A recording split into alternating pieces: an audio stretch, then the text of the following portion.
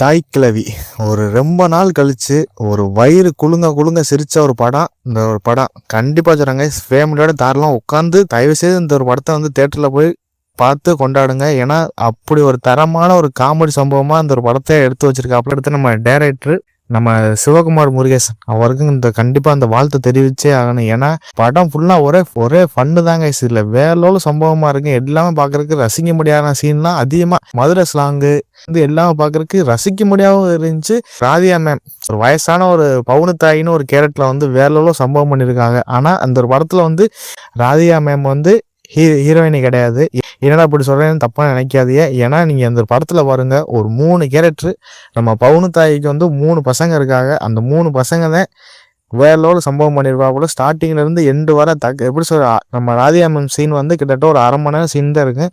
மித்த 2 மணி நேரம் அந்த ஒரு 3 கேரக்டர் வச்சு தாங்க கதையே வேற லெவலில் நகரும். அதை பார்க்கும்போது நம்ம எப்படி சொல்ற அந்த பவுனத்தாயோட அந்த 3 பசங்க படிப்பறிவு இல்லாமல் பண்ணக்கூடிய அந்த வார்த்தையில் இருந்தும் சரி, அவங்க சின்ன சின்ன குறும்புத்தனம் செய்கிறதெல்லாம் பார்க்கும்போது நமக்கு ஒரு கட்டத்துக்கு சிரிப்பின் உச்சமாக தான் இருக்குது இந்த படம். அதனால் கண்டிப்பாக இந்த படத்தை வந்து போய் தேட்டரில் போய் கண்டிப்பாக பாருங்கள். இதில் ஒரு என்ன ஒரு கதைன்னா, நம்ம பவுனத்தாயின்னு சொல்கிற கேரக்டர் வந்து அந்த ஊரில் வந்து ஒரு பெரிய ஒரு நாட்டாம பண்ணிக்கு தெரியுது. பவுனத்தாயை பார்த்து அந்த கிராமமே ஒரு கட்டத்தில் வந்து இப்போ நடுங்க. ஏன்னா வந்து ஒரு கட்டத்தில் வந்து வட்டிக்கு விட்டுக்கிட்டு எல்லாத்தையும் மிரட்டிக்கிட்டு இப்படிலாம் பண்ணாத வைக்காதுன்னு சொல்லிவிட்டு ரொம்ப ஒரு அடாவடியான ஒரு பவுனத்தாயா இருக்காங்க. அதனால 3 பசங்க இருக்காங்க. 3 பசங்க ஒரு கட்டத்தில் வந்து சொத்துனால கிட்டத்தட்ட 4 வருஷம் பேசாம கொள்ளாமல் இருக்காங்க. திடீர்னு ஒரு கட்டத்தில் வந்து அந்த பவுனத்தாய் ஒரு எப்படி சொல்ற முடக்குவாதத்தில் வந்து படுத்தது அப்புறம் அதுக்கப்புறம் ஒருத்தர் வராப்புல அவர் வந்து சொல்றாப்புல இந்த மாதிரி போன வாரம் அந்த பவுனத்தாய் கிளவி வந்து கிட்டத்தட்ட 160 பவுன் வந்து வாங்கிட்டு வந்துச்சு அப்படின்னு சொல்றாங்க. அதை பார்த்து நம்ம அந்த 3 பசங்க வந்து இந்த விஷயம் தெரிஞ்சதுக்கு முன்னாடி வந்து இந்த கிளவி எப்படிதான் சாகுங்க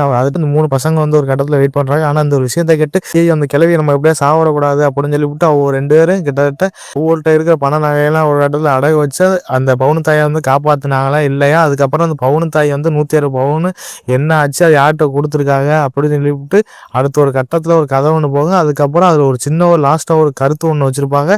அதை பார்க்கும்போது எல்லாமே நீங்கள் தேட்டரில் போய் நீங்கள் இந்த படத்தை பாருங்க. ஏன்னா அதில் வேற லெவலில் சம்பவமாக இருக்குது. ஃபுல்லாக ஒரே காமெடி சம்பவமாக தான் இங்கே இருக்குது. ஆனால் மெயினாக அந்த படத்தோட நம்ம ராதியா மேம் வந்து நம்ம ஹீரோயினி இல்லைன்னு சொன்னதுக்கு காரணம் வந்து இந்த ஒரு 3 கேரக்டர் சிங்கம்புலி, அருள்தாஸ், நம்ம பாலசரவணன், பவுனத்தாயின்னு சொல்கிற பசங்களாக இருக்காங்க. அவங்க பண்ணுற காமெடி தாங்க ஸ்டார்டிங்லேருந்து எண்டு வர சிரிச்சுக்கிட்டே இருக்கலாம். ஃபுல்லாக ஒரே ஃபன் மூடு தான். எந்த ஒரு இடத்துல நம்ம போரே அடிக்காது.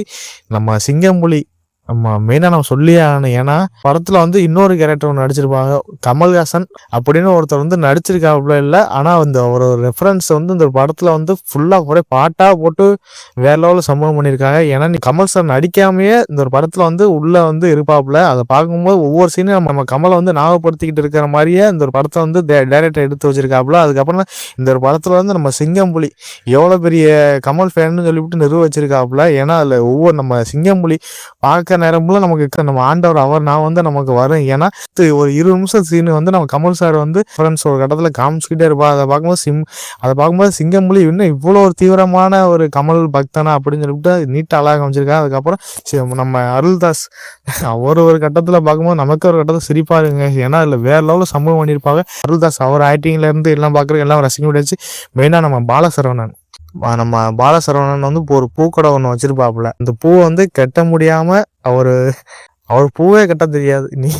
அந்த ஒரு சீன்லாம் பார்க்கும்போது விழுந்து சிரிக்கிற மாதிரிலாம் இருக்குங்க. ஏன்னா ஒரு ஆக்டிங்ல இருந்து ஸ்டார்டிங்ல இருந்து எண்டு வர நம்ம சிங்கமொழி நம்ம பாலசரவணன் 2 பேரும் காமெடி நமக்கு விழுந்து சிரிக்கக்கூடிய அளவுக்கு ரசிக்க முடியாமல் இருந்துச்சு. ஏன்னா நம்ம பாலசரவணன் வந்து அம்மா எப்படியே சாகணும்னு சொல்லிவிட்டு கருப்பசாமி கிட்ட போய் வேண்டிக்கிட்டு விளக்கு போட்டு வருவாப்புல. அதுக்கப்புறம் அந்த 160 பவுன் ஒரு படத்துல வந்து வச்சிருக்கு அப்படின்னு தெரிஞ்சுக்கிட்டு அந்த கருப்பனுக்கு கிட்டத்தட்ட நெய்யை வாங்கி கொடுத்து இந்த விளக்கை வந்து எப்படியாச்சும் நான் அம்மா காப்பாற்றுன்னு இந்த விளக்கை வந்து எல்லா நாளும் எரியணும் அப்படின்னு சொல்லிவிட்டு அவர் ஒரு கட்டத்தில் வேண்டிக்கிட்டு அதுக்கு ஒரு ஆளை வந்து 500 ரூபா சம்பளத்தை கொடுத்து இந்த விளக்கை வந்து அமராக பார்த்துக்க அப்படின்னு சொல்லிவிட்டு ஒரு கட்டத்தில் நம்ம பாலசரவணன் இருக்கிற அந்த காமெடி சீன்லாம் பார்க்கும்போது கண்டிப்பாக நம்ம யோசிச்சிருக்கவே மாட்டோம். ஏன்னா எல்லாமே புது வித்தியாசமான காமெடி சீனாக தான் இருந்துச்சு. அதை பார்க்கும்போது நம்ம பாலசரவணன் ஒரு ஆக்டிங்லேருந்து எல்லாம் பார்க்கறதுக்கு தக்காளி தாறுமாறான ஒரு ஆக்டிங்காக இருக்குது.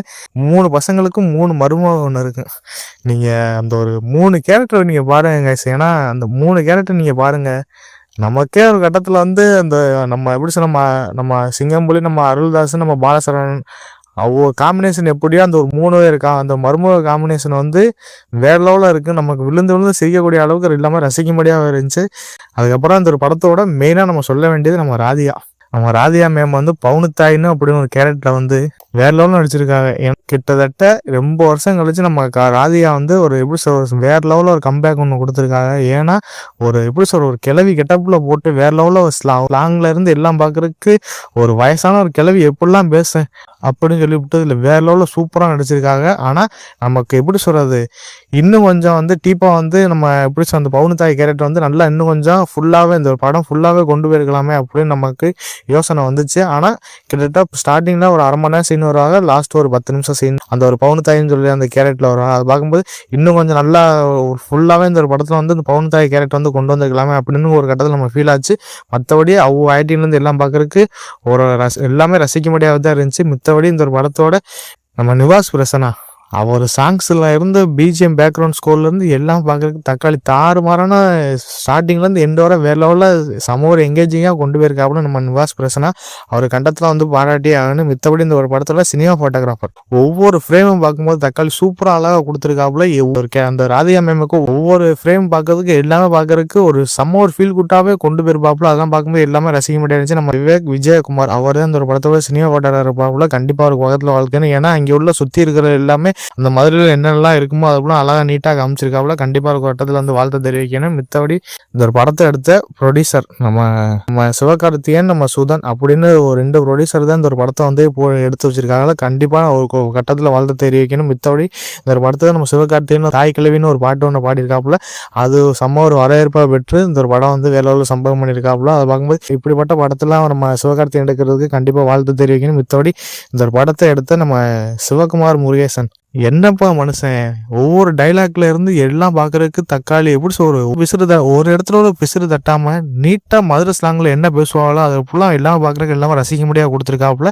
ஆனா டைலாக் ஒவ்வொரு சீனையும் பார்க்கும்போது நமக்கே ஒரு இந்த டைலாக்லாம் எப்படி இப்படிலாம் யோசிச்சு பண்ணாப்புல அப்படின்னு நமக்கே தோணும். எப்படி இதெல்லாம் கொண்டு வந்து சேர்த்தாப்புல அப்படின்னு சொல்லிட்டு நமக்கே ஒரு கட்டத்தில் ஆச்சரியப்படுத்துற அளவுக்கு இந்த டைலாக்லாம் எழுதியிருக்காப்புல. கண்டிப்பாக ஒரு கட்டத்தில் வாழ்த்து தெரிவிக்கணும். ஏன்னா நம்ம சிவகுமார் முருகேசன் கண்டிப்பாக அடுத்த ஒரு படம் நம்ம சிவகார்த்திகேயன் வச்சு வேலோவில் அடுத்த ஒரு படம் ஒன்று பண்ண போகிறாப்புல. ஆனால் அதுவே இந்த தாய் கிழவி படமே இல்லை வேலோவில் இருக்குது. அடுத்த நம்ம சிவகார்த்திகேயன் வச்சு பண்ணுறாப்புல படம் அது எப்படி இருக்குது அப்படின்னு சொல்லிட்டு நமக்கு ஒரு கட்டத்தில் ஆர்வத்தை தூண்டியிருக்கு. கண்டிப்பாக இந்த ஒரு படம் ஒரு மஸ்ட் வாட்சான ஃபிலிமு. கண்டிப்பாக இந்த ஒரு படத்தை தாய் கிழவி படத்தை தாராளமாக உட்காந்து ஃபேமிலியோட மஸ்ட் வாட்சாக உட்காந்து பார்க்கலாங்க. எதுவுமே எதிர்பார்த்து போகாதீங்க. ஏன்னா இதில் ஸ்டார்டிங்லேருந்து எண்டு வரை சிரிச்சுக்கிட்டே இருக்கலாம். மித்தபடி இந்த ஒரு படம் வந்து நம்ம பாட்டிமார்களோட கண்டிப்பாக இந்த ஒரு படத்தை உட்காந்து பாருங்க. ஒரு காமெடியான ஒரு படம் கண்டிப்பாக மிஸ் பண்ணாதீங்க.